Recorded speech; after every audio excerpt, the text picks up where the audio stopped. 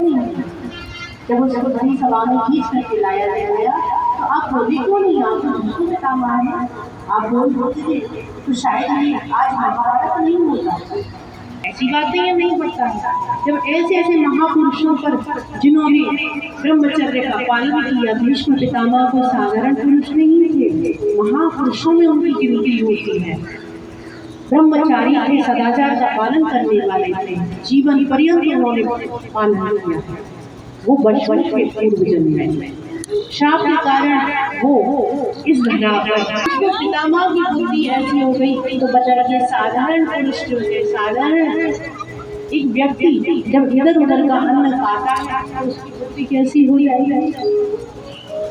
अनर्थ की संपत्ति को खाना, अनर्थ के धन को खाना आपके और हमारे लिए सभी के लिए अशुभ कार्य है। बुद्धि बिगड़ जाती है। बुद्धि जो है धर्म का निर्णय नहीं कर पाती है, बस क्योंकि जैसा खाती है वैसे हो जाती है। कभी भी गृहस्थ में रह करके देखो, खूब कमाओ, धन कमाने की कोई मना नहीं करता, खूब कमाओ, दिन रात कमाओ, लेकिन कमाते हुए इतना ध्यान जरूर रखो कि किसी का अनीति का धन हमारे घर में ना आए। और फिर उस अनीति के धन को आप दान करो तो आपका दान नहीं लगे। आप ये सोचो कि हम अपना बिजनेस में इतना प्रॉफिट कर लेंगे, किसी दूसरे का हिस्सा खा लेंगे और उस हिस्से को हम दान कर देंगे तो हमारी यश बेइज्जती हो जाएगी। ठीक है, जो नहीं जानते उनके बीच में आपकी हो जाएगी कि भाई फलाने आदमी ने इतना दान किया, लेकिन महाराज अधर्म की जो संपत्ति है वो हमेशा विनाश की होती है। धर्म से कमाया हुआ 1 रुपया भी आपका, आपके परिवार के लिए, आपके संतान के लिए अच्छा हो जाएगा।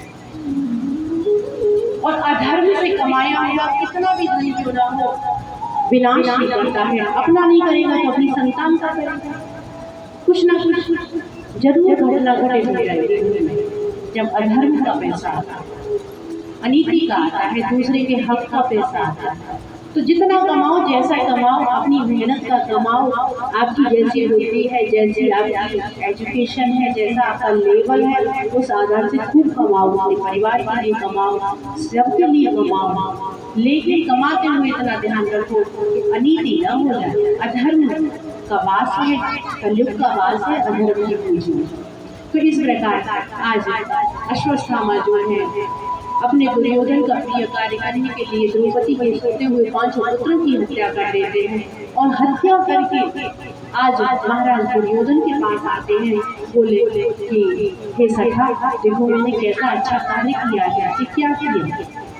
कि मैंने द्रौपदी के सोते हुए पुत्रों का वध कर दिया। जैसे ही दुर्योधन ने सुना कि इसने हत्या कर दी बालकों की, दुर्योधन को भी अच्छा नहीं लगा कि ये मित्र तुमने क्या कर दिया, ऐसा नहीं करना चाहिए। लेकिन अश्वत्थामा ने कहा, मुझे नहीं पता, मैंने तो तुम्हारा शुभ करने के लिए किया। इधर जब द्रौपदी अपने शिविर में पहुंच करके उसने देखा कि अपने शिविर में पहुंची प्रातःकाल होता है, जब बालकों को नहीं जागते हुए पाया तो द्रौपदी जो है शिविर में गई और जाकर के देखा तो उसके 5 शिशु जो है, बालक जो है, उनकी हत्या हो गई है। किसी ने उनका शीश धड़ से अलग कर दिया और जैसे ही द्रौपदी ने देखा रोने लगी और आवाज लगाई है, हे आर्य, हे पुत्रों, तुम कहाँ चले गए? और जैसे ही जब रोने की आवाज को पांडव ने सुना है, युधिष्ठिर ने सुना, अर्जुन ने सुना, सभी ने सुना, माता कुंती ने सुना, तुरंत दौड़े चले आए। माता कुंती ने देखा शिविर में घुस करके कि वहाँ तो 5 की 5 शिशु जो है इनका वध कर दिया, उनकी हत्या कर दी। इस घृणित कार्य को किसने किया? अर्जुन आए, अर्जुन के साथ भगवान श्री कृष्ण दौड़े चले आए हैं कि अर्जुन क्या हो गया, पता नहीं सीखा। द्रौपदी जो है उनका करुण रूप जो रोना है सुनकर के सभी चले आते हैं। जब देखते हैं तो जैसे ही अर्जुन ने देखा तुरंत उनको आक्रोश आया।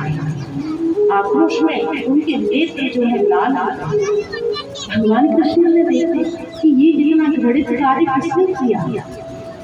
तुरंत ही जब अर्जुन ने देखा कि हाँ उनको विश्वास हुआ इस कार्य को तो अश्वत्थामा ने कर दिया। भगवान कृष्ण बोले हाँ अर्जुन तुम सत्य कह रहे थे, अश्वत्थामा ने इन शिशुओं की हत्या कर दी। भगवान कृष्ण ने कहा ये अश्वत्थामा ने अच्छा नहीं किया, ऐसा उनको निंदनीय कर्म नहीं करना चाहिए था।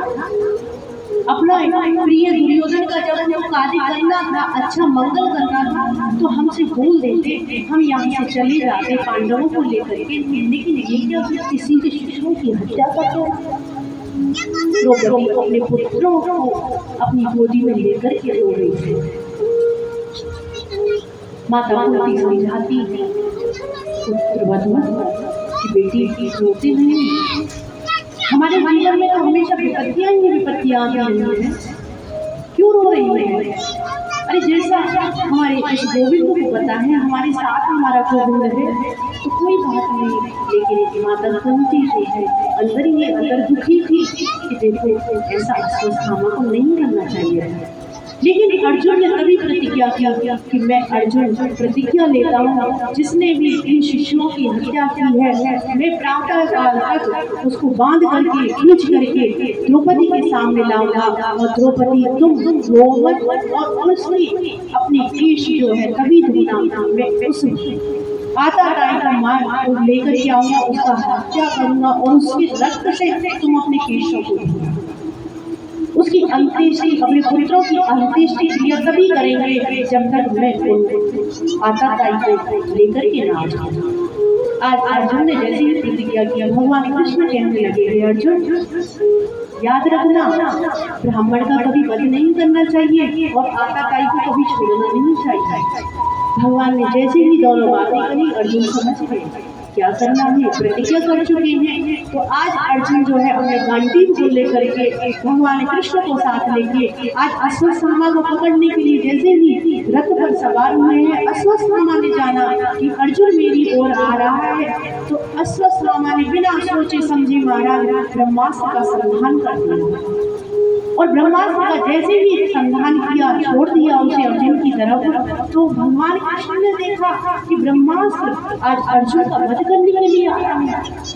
भगवान कृष्ण ने अर्जुन को इशारा किया कि अर्जुन सामने से ब्रह्मास्त्र आ रहा है, क्योंकि देखो महाराज ब्रह्मास्त्र जो होता है अमोघ है, इसका कोई निवारण नहीं है, ये लौटता नहीं है। तो आज अश्वत्थामा जो है अपनी विद्या का जो उपयोग है गलत कर बैठे।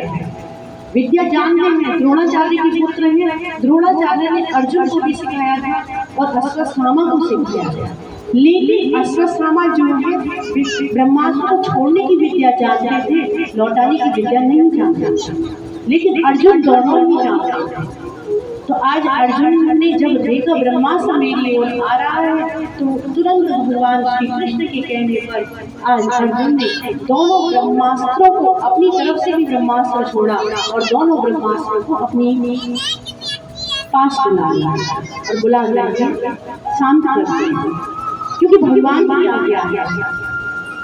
अब अर्जुन इधर अश्वत्थामा ने देखा कि इसने तो ब्रह्मास्त्र को शांत कर दिया और भयभीत हो गए और भयभीत होकर के भागने लगे। और जैसे ही भागते चले जा रहे हैं भगवान श्री कृष्ण जो है अर्जुन का रथ चला रहे हैं और अर्जुन जो है आक्रोश में आकर कहने लगे भगवान हे माधव इसे आज मैं छोड़ूंगा नहीं, इसने मेरे पुत्रों का वध किया है। और भगवान जो है अश्वत्थामा को आवाज लगाई अश्वत्थामा रुक जाओ, लेकिन अश्वत्थामा ने नहीं रुके। भगवान ने नहीं सुना, उनके वचनों को नहीं सुना, तुरंत ही रथ की गति बढ़ाई गई और अश्वत्थामा को पकड़ लिया। पकड़ करके अर्जुन ने तुरंत उनको बांध लिया, बांध करके दोनों हाथ बांध दिए और बांध करके रथ में बिठा करके शिविर की ओर ले चले। और जब शिविर की ओर लाए तो अश्वत्थामा का शीश अपने उस धर्म के कारण, अपने उस पाप के कारण उनका शीश झुका हुआ था। हाथ बंधे हुए थे, शीश झुका हुआ है, मस्तक पर मणि विराजमान है, लेकिन आज वह मणि निस्तेज हो गई। मणि अर्थात व्यक्ति का चरित्र है। जब व्यक्ति का चरित्र गिर जाता है तो महाराज उसका तेज जो चला जाता है। तो आज अश्वत्थामा के शीश पर जब मणि शिविर में बांध करके लाया गया, तो द्रौपदी ने जैसे ही अश्वत्थामा को अंदर प्रवेश करते हुए देखा कि अर्जुन उनको बांध करके ला रहे हैं और अश्वत्थामा शीश झुका करके अंदर शिविर में प्रवेश कर रहे हैं, तुरंत महाराज द्रौपदी मैया जो है, द्रौपदी जो है, अपने मृत बालकों को छोड़ करके तुरंत खड़ी होकर के अश्वत्थामा के चरणों में प्रणाम किया। धन्य है ऐसी माँ, धन्य है ऐसी द्रौपदी, धन्य है ऐसी भारत की नारी जो इतनी भी विपत्ति आने पर अपनी मर्यादा को, अपनी संस्कृति को नहीं छोड़ती।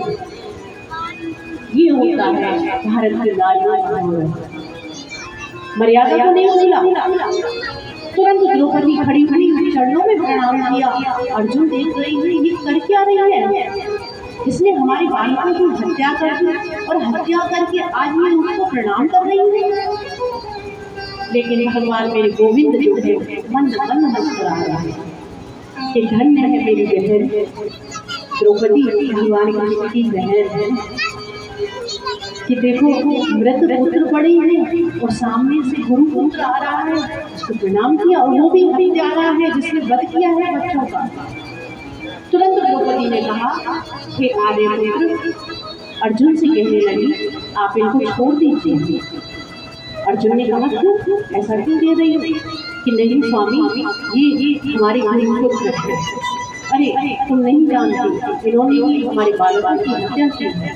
द्रौपदी कहने लगी कोई बात नहीं, हत्या की है वो अपनी जगह है, लेकिन हमारा धर्म नहीं कहता कि हमारे सामने हमारे गुरु न सही तो गुरु का पुत्र तो है, गुरु रूप में हमारे सामने, गुरु पुत्र रूप में हमारे गुरु ही खड़े हैं। ये हमारे गुरु है, गुरु पुत्र नहीं है। अर्जुन एकदम आश्चर्यचकित है कि ये बोल क्या रही है। नहीं आगे ये हमारी गुरु है और इन्हीं की कृपा से इन्होंने ही आपको वह विद्याएं सिखाई हैं और विद्याएं सिखा करके आप जो है इस संपूर्ण संसार में सबसे धनुर्धर जो है बड़ी बड़ी, आपके आगे कोई धनुर्धर नहीं है। यह कृपा गुरु कृपा है और आज आप उसी गुरु कृपा से ही आपको ईश्वर की प्राप्ति हुई है। कृष्ण आपके साथ हैं और आप कह रहे हैं। अर्जुन बढ़िया आश्चर्यचकित थे, लेकिन मेरे गोविंद मंद मुस्कुरा करके अपनी द्रौपदी की ओर देख रहे हैं कि धन्य है तेरी निष्ठा, धन्य है तेरी श्रद्धा, धन्य है तेरा विश्वास। और आज जब ऐसा कहा तो अर्जुन ने अश्वत्थामा को छोड़ दिया, लेकिन अश्वत्थामा की दृष्टि विपन्न हुई और नीचे दृष्टि किए हुए खड़े हैं। भगवान कृष्ण बोले अर्जुन तुम्हें जो करना है कर सकती हूँ, द्रौपदी को तुम बताओ क्या करना है इनके साथ, क्योंकि इन्होंने अपने पुत्रों की हत्या की है। द्रौपदी बोली महाराज है मेरे गोविंद, मुझे कुछ नहीं करना, इनको जहाँ से लाए हैं इनको वहीं पहुँचा दीजिए। लेकिन अर्जुन ने कहा कि मैंने तो प्रतिज्ञा की है, मैं इनका वध कर दूंगा। अब भगवान कृष्ण ने लिखा प्रतिज्ञा तो तुमने की है अर्जुन, उस प्रतिज्ञा को पूरी करो। ब्राह्मण का वध भी नहीं करना चाहिए और आकाताई को मार देना चाहिए, ये शास्त्रों में दोनों बातें आई हैं। ब्राह्मण कभी भी वध के योग्य नहीं होता, चाहे कितना भी बड़ा पापी हो, राक्षस हो, प्रभु श्री राम को भी नहीं, उसके लिए यज्ञ किया गया है। तो ब्राह्मण की हत्या नहीं करना चाहिए और आताताई को मार देना चाहिए। तो आज आताताई कौन होता है कि जो असावधान हो, अर्थात जिसका दिमाग थोड़ा कम हो, और महाराज जो पागल हो और जिसने किसी विवेक शून्य व्यक्ति के साथ गलत किया वो आताताई बन जाता है। किसी पागल के साथ जिसने दुष्कर्म किया वो आताताई बोला जाता है। जो महाराज बच्चों और बालकों की हत्या करने वाला है वो आताताई बोला जाता है। ये सभी आताताई बोले जाते हैं। जो स्त्रियों के साथ हत्या करते हैं ये सभी आताताई बोले जाते हैं। बालकों की हत्या करने वाले को आताताई बोलते हैं। और यहाँ ऐसा कहा तो आज मेरे अर्जुन जो है अपने गोविंद की बात को, उनके हृदय की बात को जान गए और उन्होंने क्या किया कि तलवार से अश्वत्थामा के जो शीश की मणि थी उस मणि को निकाल लिया और उसके बाद उस तलवार से ही उनके केश जो थे वो आधे उतार, सर के जो केश थे वो आधे उतार, आधा मुंडन कर दिया और ऐसे अपमान करके शिविर से बाहर निकाल दिया।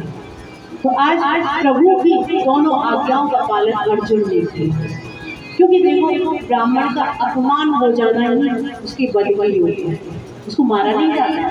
यदि ब्राह्मण कोई गलती कर दे तो उसकी हत्या नहीं की जाती, उसको अपमानित करके शब्दों से अपमानित करके बाहर निकाल दिया, ये उसकी हत्या के बराबर है। उसके केश मोड़ दिए जाते हैं, आधा उसको मोड़ दिया गया। तो इस प्रकार और उनकी मणि को निकाल लिया। अब मणि निकल जाने से अश्वत्थामा जो है निस्तेज हो गए और महाराज उसके बाद अश्वत्थामा फिर दोबारा दुर्योधन के पास चले जाते हैं और आज दुर्योधन के पास जा रहे हैं। रास्ते में उन्हें ऐसा ही मन बन करके आज अपमानित हुए अपने कर्म के लिए, अपने पाप के लिए, उनका पाप ही उनको विचलित कर रहा है। उन्होंने अपने शीश पर एक पट्टी बांध ली, श्वेत वस्त्र की एक पट्टी बांध रखी है अश्वत्थामा। आज भी वो ऐसे ही घूमते हैं क्योंकि अमर है, जन्म और अश्वत्थामा की उस पट्टी को बांध करके ऐसा शास्त्रों में लिखा हुआ है कि वह विचरण करते रहते हैं। संत महापुरुषों के पास जाते हैं, सिद्ध महापुरुषों के पास जाते हैं, आज भी दर्शन करने के लिए जाते हैं।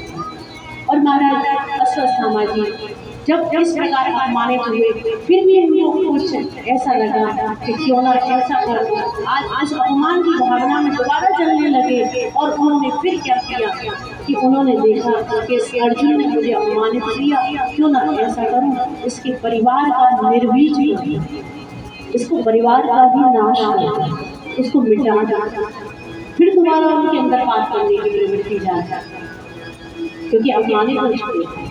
देखो आदमी किसी का वध कर दिया जाए कोई बात नहीं, लेकिन किसी को अपमानित करके निकाल दिया जाए तो जीवन पर्यंत लगता है कि उस आदमी ने मेरा अपमान किया। तो अपमान करना गलत बात है, हमेशा शब्द ऐसे बोलो और कर्म भी ऐसा करो, शुभ कर्म करो, अपमान मत करो, क्योंकि अपमान के शब्द जो होते हैं हमेशा व्यक्ति याद रखता है। तो महाराज इसके बाद आज अश्वत्थामा जी जो है अपना बदला लेने के लिए उन्होंने क्या किया कि उन्होंने अब उत्तरा के गर्भ पर फिर से दोबारा ब्रह्मास्त्र का सम्मान किया, क्योंकि उत्तरा के गर्भ में उनका बीज जो है इस पांडव वंश का जो बीज है वो पल रहा था। अभिमन्यु की पुत्री, अभिमन्यु की पत्नी का नाम उत्तरा था। तो उत्तरा के गर्भ पर आज फिर दोबारा से उन्होंने ब्रह्मास्त्र का सम्मान किया और सम्मान करने पर वह ब्रह्मास्त्र जो है उत्तरा के गर्भ को जलाने लगा। और जब जलाने लगा तो उत्तरा ने देखा कि वह ब्रह्मास्त्र मेरी तरफ आ रहा है, मुझे जला रहा है। तुरंत वह गोविंद की शरण में गए और कहने लगे, पाहि पाहि महायोगी देव देव जगद्गते नान्यं स्वद्वयं पश्ये यत्र मृत्यु परस्परम्। हे कृष्ण, हे गोविंद, मेरी रक्षा कर। ये एक बहता हुआ बाण मेरी तरफ आ रहा है, मुझे अभयदान प्रदान कर। तो आज गोविंद ने जब उत्तरा की प्रार्थना को सुना, समझ गए कि ये ब्रह्मास्त्र दोबारा अश्वत्थामा द्वारा छोड़ा गया है, क्योंकि अश्वत्थामा दोबारा इनका निर्वीज करना चाहता है, इनके वंश को मिटाना चाहता है। तो मेरे गोविंद ने आज उस ब्रह्मास्त्र को शांत करने के लिए उत्तरा के गर्भ में अपना सुदर्शन चक्र जो है वह भेज दिया और एक खुद ऐसे अंगूठे के बराबर एक दिव्य पुरुष उस उत्तरा के गर्भ की रक्षा करने लगा अंदर ही अंदर। और जब ऐसे ही कवच में उसकी शिशु की रक्षा हुई तो उस शिशु ने जो गर्भ के अंदर है उसने उस दिव्य पुरुष को देखो भगवान वहां तक रक्षा करते हैं। हम कहते हैं भगवान कुछ नहीं करते, भगवान बहुत कुछ करते हैं। गर्भ के अंदर भी उस शिशु की रक्षा कर रहे हैं और वह शिशु इस कार्य को इस चीज को देख रहा है और देख करके आज मेरी गोविंद ने उस ब्रह्मा से मुसलमान शांत किया और उत्तरा के गर्भ की रक्षा। और महाराज उत्तरा के जब गर्भ की रक्षा की तो उत्तरा के समय आने पर 9 मास जब पूर्ण हुए हैं तो उनके यहाँ एक पुत्र रत्न की प्राप्ति हुई और वह पुत्र कोई साधारण पुत्र नहीं है, वह स्वयं महाराज परीक्षित है। बोलिए परीक्षित जी महाराज की। एक दिव्य एक तपोनिष्ठ एक ऐसा पुत्र जो आज संपूर्ण संसार को कैसी भगवान की लीलाओं की कथाओं की दिव्यता लीला श्रवण कराएगा। ऐसा पुत्र उत्तरा के गर्भ से जन्म लिया है। उसके बाद नामकरण संस्कार होता है, युधिष्ठिर जी ने बुलाया और ये सारे जाप संस्कार आदि कराए। उनका नाम परीक्षित रखा। परीक्षित क्यों रखा? क्योंकि जो सुरक्षित है, जिसकी सुरक्षा की गई गर्भ में, जो भगवान की कृपा का आत्मा उससे सुरक्षित रखा तो उसका नाम परीक्षित है। आप और हम सभी भगवान की कृपा से ही सुरक्षित है। बोलिए श्री वृंदावन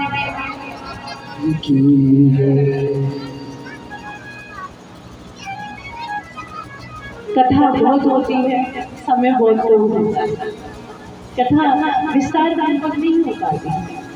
जब समय को देखते हैं तो घड़ी में टाइम हो गया और इधर कथा का अभी कुछ एक छोटा सा स्कंद भी पूर्ण नहीं हुआ।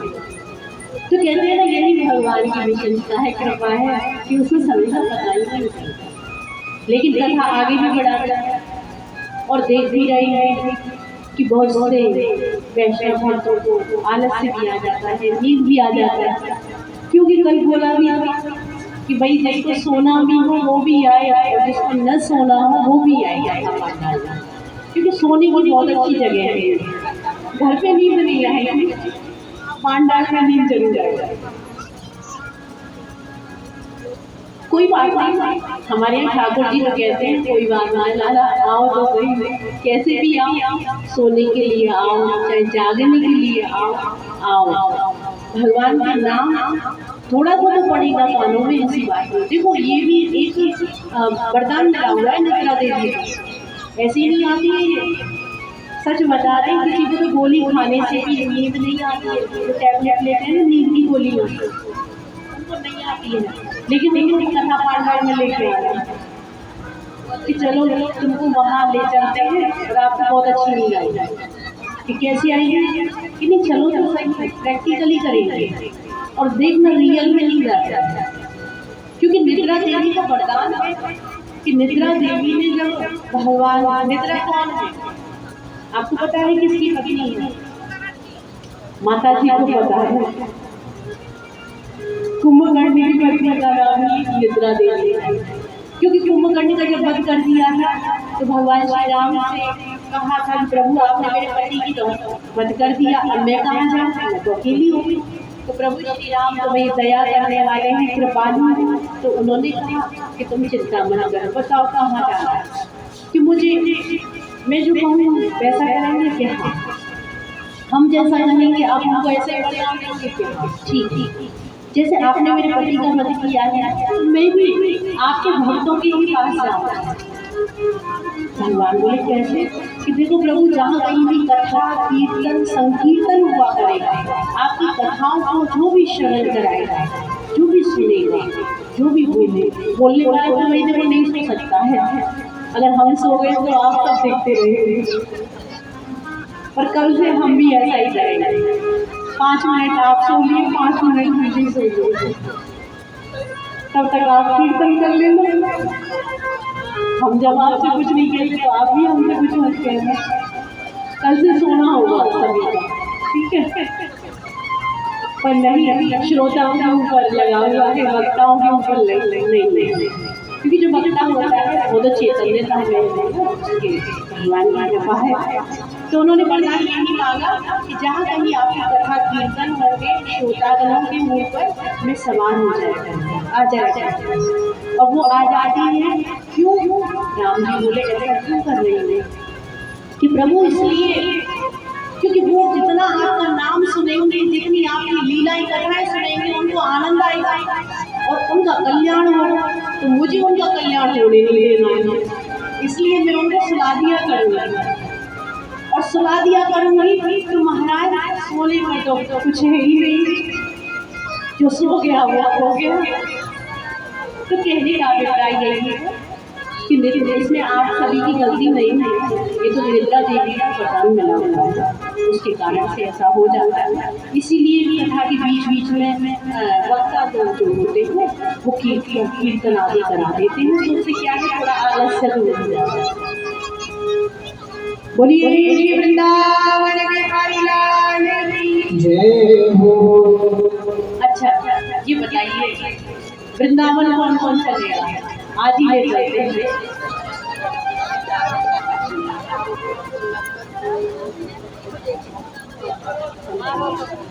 कौन कौन चलेगा?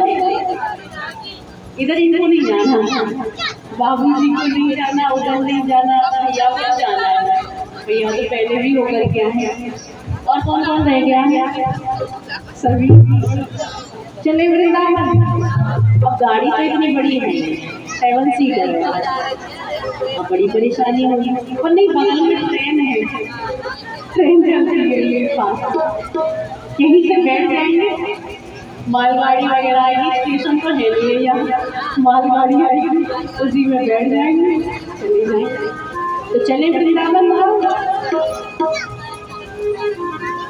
चलो रे मन श्री वृंदावन।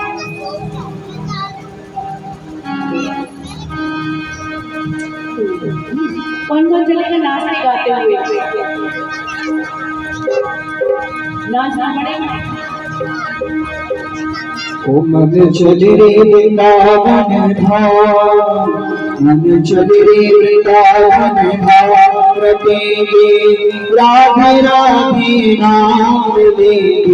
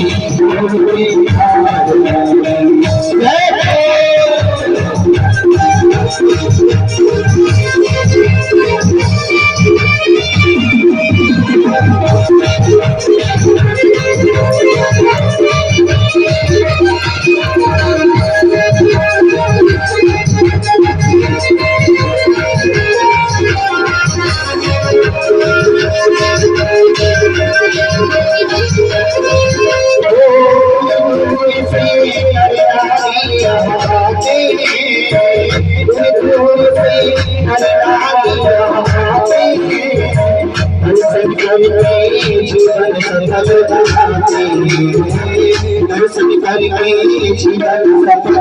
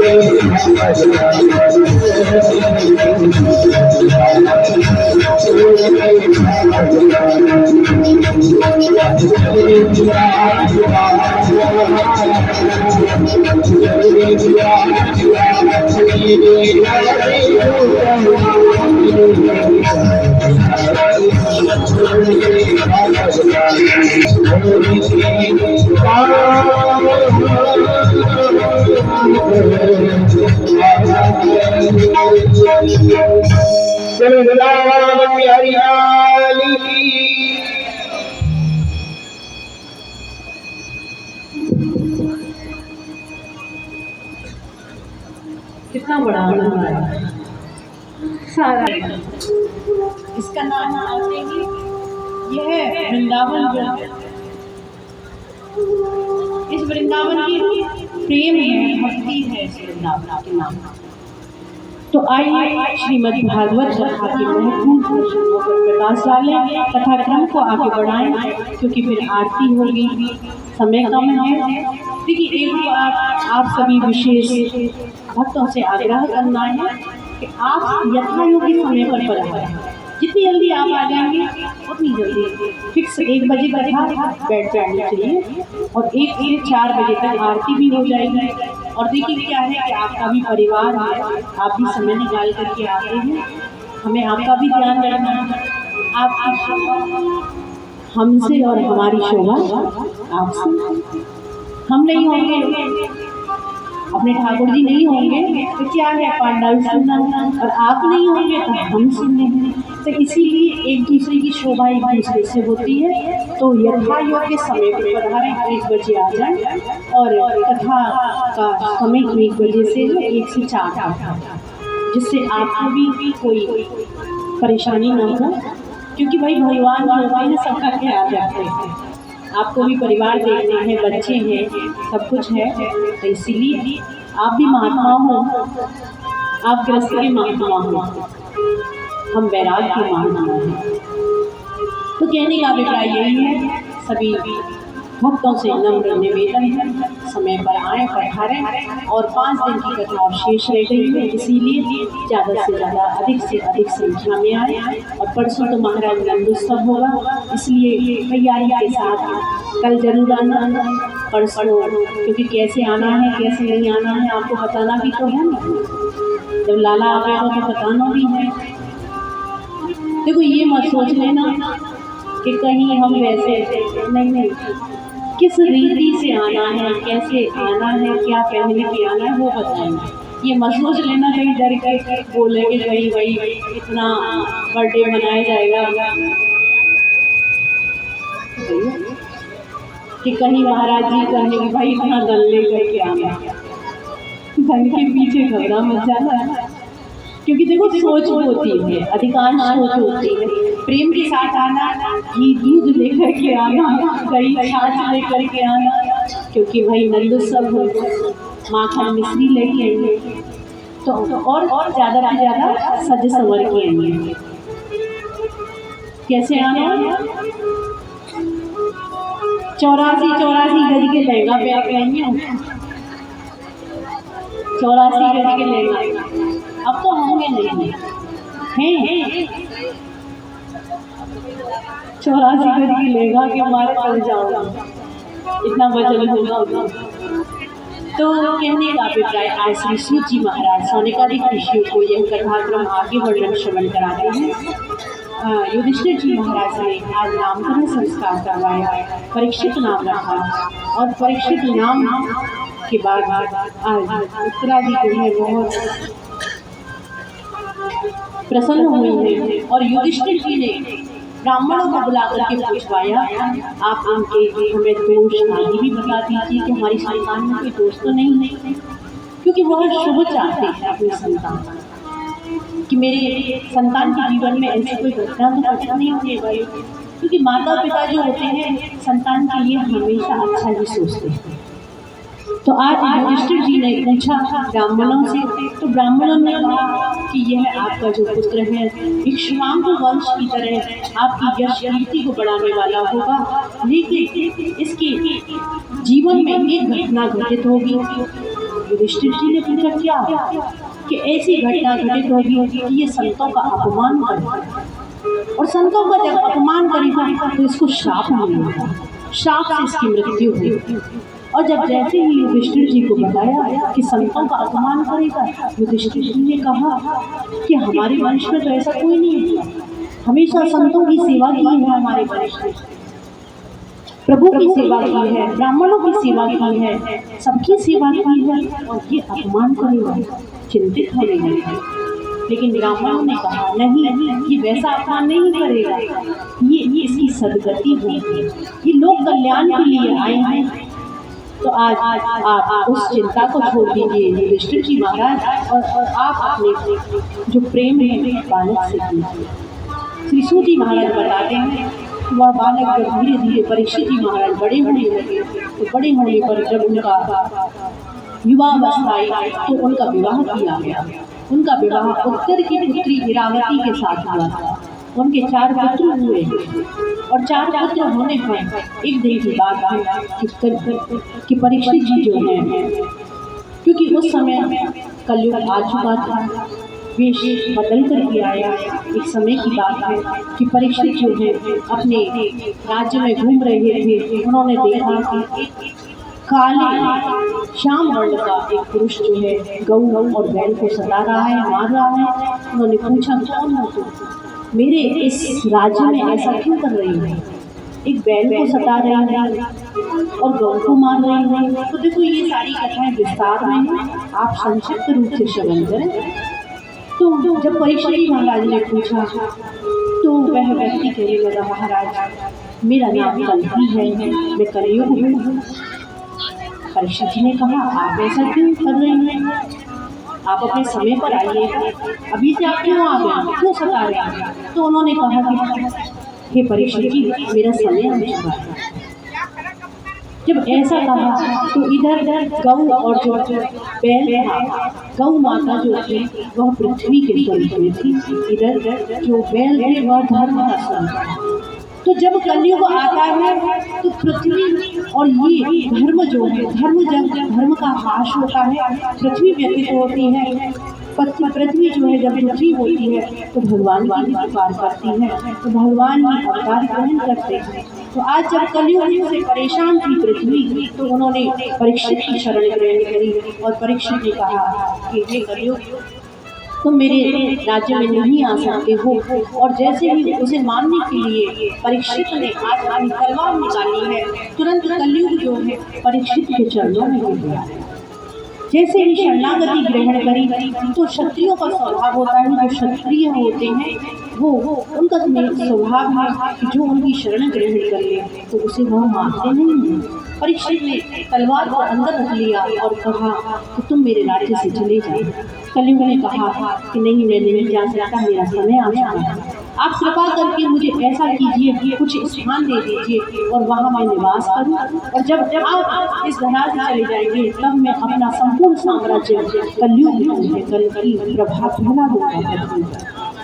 महाराज परीक्षित ने कहा कि कल्कि, आज जब शरणागति ग्रहण की है तो राजा परीक्षित ने कलयुग को कुछ स्थान बताए हैं, 4 स्थान बताए।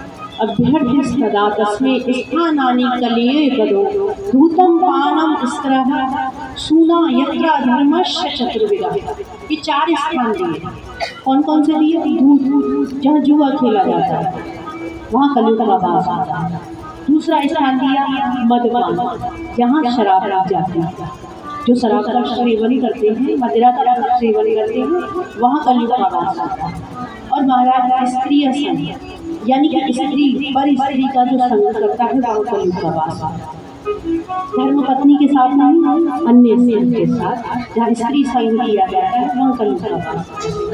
चौथा स्थान दिया हिंसा का स्थान, जहाँ हिंसा की जाती है वहाँ कलयुग विद्यमान रहता है।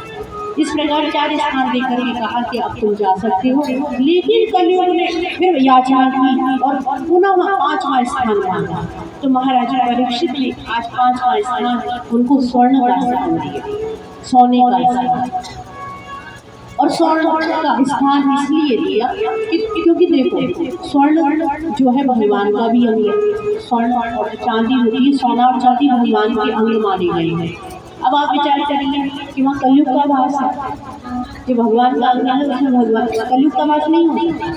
तो किस सोने में दिया कि जो सोना अनीति से लाया गया है, अत्याचार से लाया गया हो, किसी का छीना हुआ हो, किसी का चोरी किया हुआ धन हो, वहाँ कलयुग का वास है। तो इस प्रकार 5 स्थान देकर के आज कलयुग को विदा किया।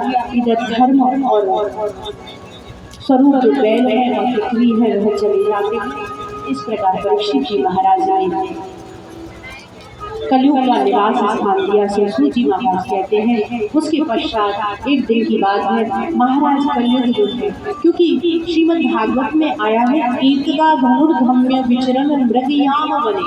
एक दिन महाराज परीक्षित जंगल में जाते हैं, कभी नहीं जाते थे शिकार करने के लिए, लेकिन एक दिन गए। क्यों गए? क्योंकि कलयुग का स्पर्श हुआ था, कल्कि ने उनके पैर में चरण पकड़ लिए थे। इस कारण से परीक्षित जी की बुद्धि पर प्रभाव पड़ा और वह शिकार करने के लिए वन में जाते हैं। उनको भूख प्यास आने लगती है और भूख प्यास लगने पर उन्होंने जब प्यास उन्हें सताने लगी, क्षुधा पिपासा जब उन्हें लगने लगी, तो उन्होंने सामने देखा एक छोटा सा आश्रम है और वहाँ उस आश्रम में जलपान की व्यवस्था होगी। ऐसे करते हुए परीक्षित जो है उस आश्रम में जाते हैं, क्योंकि परीक्षित ने अपने शीश पर उस दिन एक मुकुट धारण कर रखा था और वो मुकुट कौन सा था? जरासंध का दिया हुआ।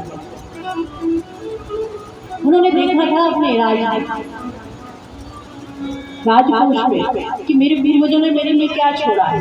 तो उन्होंने देखा, उस मुकुट को देखा जरासंध वाले को, तो अपनी शीश पर धारण किया और वन में शिकार करने के लिए चले। और महाराज वहां जाकर के समीक ऋषि का आश्रम था। समीक ऋषि श्रृंगी ऋषि के पुत्र हैं। तो श्रृंगी ऋषि वहां तपस्या कर रहे थे, अपने ध्यान में मग्न थे। किंतु परीक्षित ने देखा कि कहीं ये मुझे देख करके तो नहीं बैठ जाएंगे। इस प्रकार आज श्रृंगी ऋषि के गले में महाराज परीक्षित ने मरा हुआ सर्प जो है गले में डाल देते हैं और वहां से चले जाते हैं। इधर कुछ बालकों ने जब श्रृंगी ऋषि के पुत्र का नाम समीक ऋषि था, जब ऋषि कुमार को बताया कि तुम्हारे पिताश्री के गले में परीक्षित ने मरा हुआ सर्प डाल दिया है, अपमान किया है, तो श्रृंगी ऋषि ने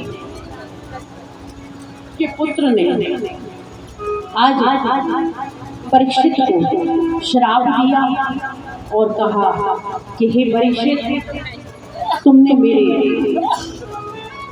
पिताश्री का अपमान किया है और मेरी पिताश्री का अपमान करके तुमने एक संत का अपमान किया, क्योंकि वह संत कोई साधारण संत नहीं है।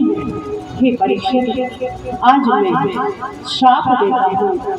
और कौशिकी नदी का जल लिया, जल ले करके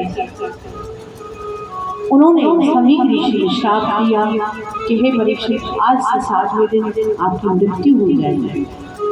और मृत्यु होने पर ये मेरा श्राप है। कौशिकी नदी के जल को लेकर के जैसे ही संकल्पित किया, श्राप दिया और पृथ्वी पर छोड़ दिया। इधर महाराज परीक्षित को श्राप लग गया कि आज से 7वें दिन उनकी मृत्यु होगी। और इधर समीक ऋषि जो है अपने पिताश्री श्रृंगी ऋषि के पास आ जाते हैं और वहां आकर के जब उन्होंने देखा और रोने लगे, उनके पिताश्री ने कहा, आपने गलत किया है, ऐसे महान प्रतापी राजा को श्राप नहीं देना। परीक्षित ने कोई गलत कार्य नहीं किया कि नहीं पिताश्री, उन्होंने आपके गले में मरा हुआ सर्प लटका दिया। तो उन्होंने कहा कि संतों का स्वभाव ऐसा नहीं होना चाहिए। अरे लटका दिया, कोई बात नहीं, वो हमारे राजा है, लेकिन आपको ऐसा श्राप नहीं देना चाहिए। लेकिन संतों का श्राप है, निरंतर नहीं हो सकता। आज से 7वें दिन ही परीक्षित की मृत्यु होगी। तक्षक नाम का जो सर्प है उनको डसेगा और उससे उनकी मृत्यु होगी। जब इस प्रकार महाराज परीक्षित को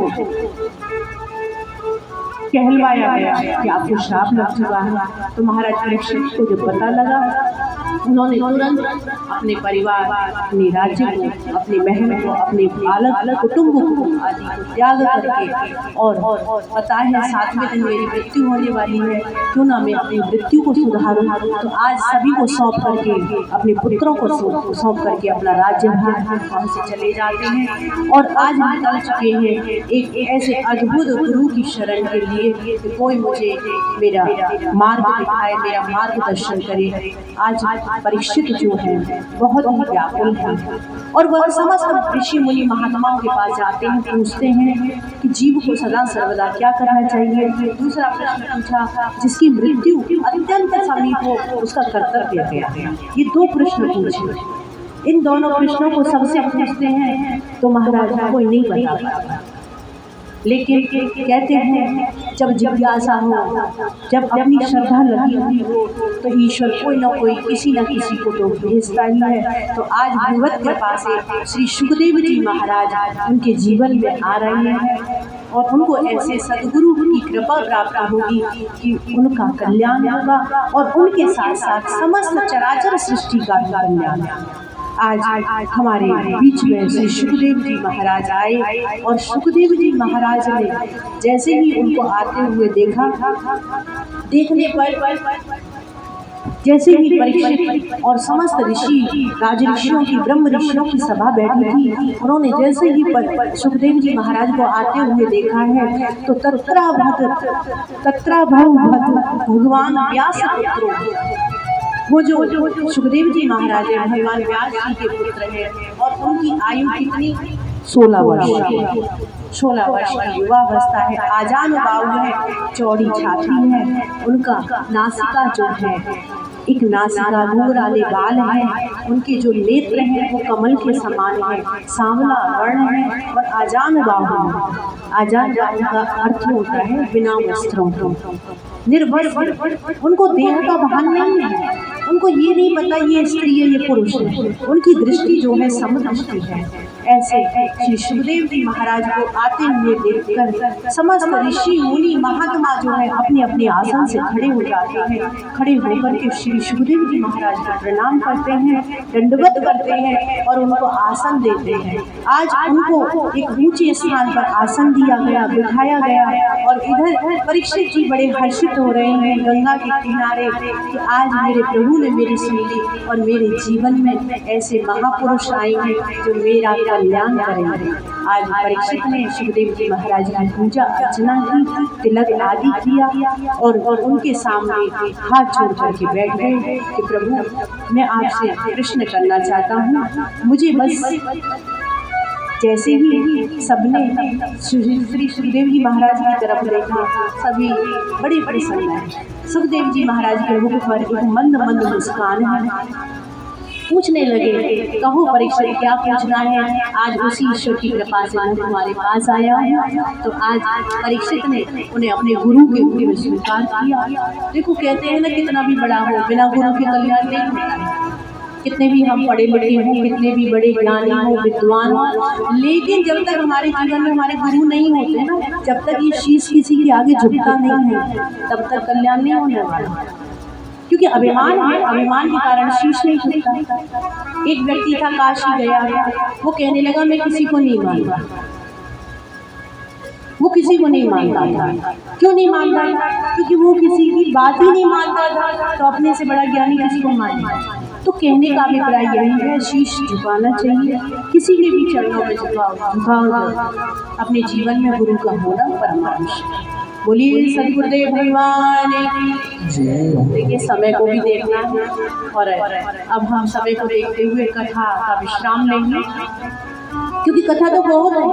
आज का प्रसंग काफी बड़ा था, देवभूति प्रसंग तक होनी थी कथा, लेकिन समय का अभाव है, इसलिए कथा आज यही विश्राम होगी।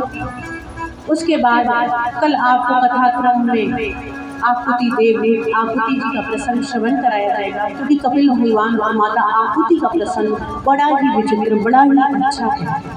भक्ति का वर्णन किया गया है। आपको अनेक प्रसंग श्रवण कराए जाएंगे। कल के कथा प्रसंगों में आपको ध्रुव चरित्र, प्रहलाद चरित्र आदि की कथाएं श्रवण कराई जाएंगी। जितना हो सकेगा राम कृपा से, हम कुछ करने वाले नहीं, वो तो ईश्वर की कृपा है। जितना जहाँ तक उनको करवानी है, कहलवानी है, वो वहीं तक करवानी है। तो क्या करें, भाव इतना हो जाता है, समय इतना कम पड़ जाता है भगवान के गुणों को सुनाने के लिए।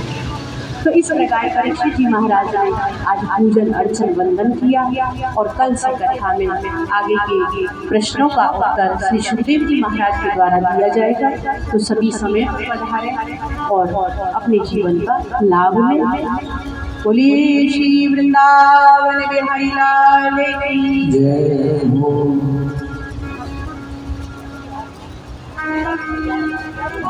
ठीक है, तो समय को देखते हुए आज यही कथा का विश्राम लेंगे। कल के कथा प्रसंगों में आपको कथा श्रवण कराई जाएगी और उससे पहले आरती से पहले सभी हरि नाम संकीर्तन करें। हरि नाम संकीर्तन का देखिए अर्थ ये होता है, कल पूछ रहे थे कि ये हरे कृष्ण हरे राम क्या होते हैं। ये अपने द्वारा नहीं बनाया है, ये जो है वेद मंत्र है, बीच में विलुप्त हुआ, लेकिन चैतन्य महाप्रभु के द्वारा चैतन्य महाप्रभु ने इसको फिर उजागर किया और 16 अक्षरों का ये मंत्र होता है। हरे कृष्ण कृष्ण कृष्ण हरे हरे, हरे राम राम राम हरे हरे, न कम न ज्यादा, 16 अक्षर होते हैं। तो इस मंत्र को पूरा बोलना चाहिए। तो क्या है, कथा पूरी तो नहीं होती, कथा भाग विस्तार है, साधनों में तो पूरी नहीं होती। मूल पाठ हो रहा है, मूल पाठ के माध्यम से होती है। लेकिन क्या है, हमारी वाणी में, हमारी बुद्धि में सभी कमी रहती है, भूल हो जाती है। जीव हैं हम लोग, ज्ञानी नहीं है, भगवान के दासानुदास हैं, तो गलती होती है। तो उसके निवारण के लिए महामंत्र विश्राम का समय पे बोला जाता है। उससे क्या है, ईश्वर से प्रार्थना की जाती है, प्रभु स्वीकार कर लेना, और तो कुछ नहीं है। तो इसके कारण से विश्राम का महामंत्र बोला जाता है। तो आप सभी भी बोलिए, हरे कृष्णा कृष्णा कृष्णा हरे हरे, हरे राम राम राम हरे हरे। Krishna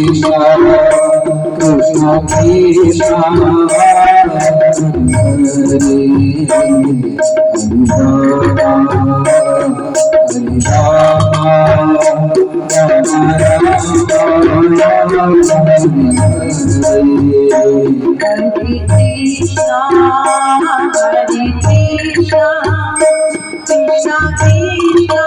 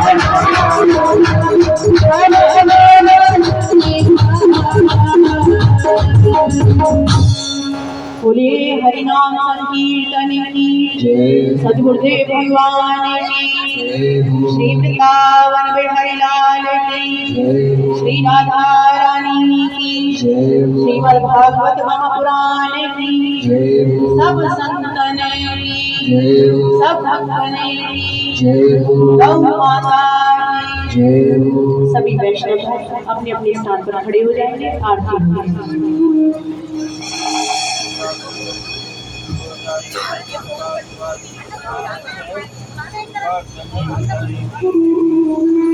आरती होगी।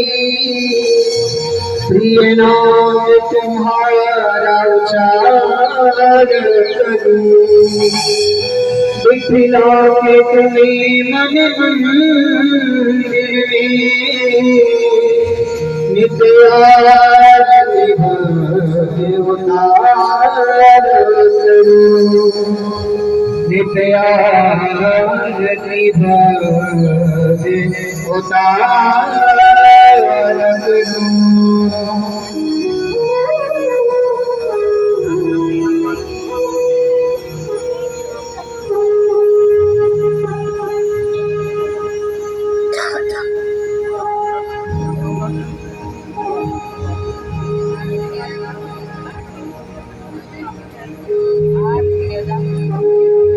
हरि ओम चंद्रमा मनशो जातमुख्यो सूर्यो अजायत सोताराय चतुर्माश मुखाग्निरजायत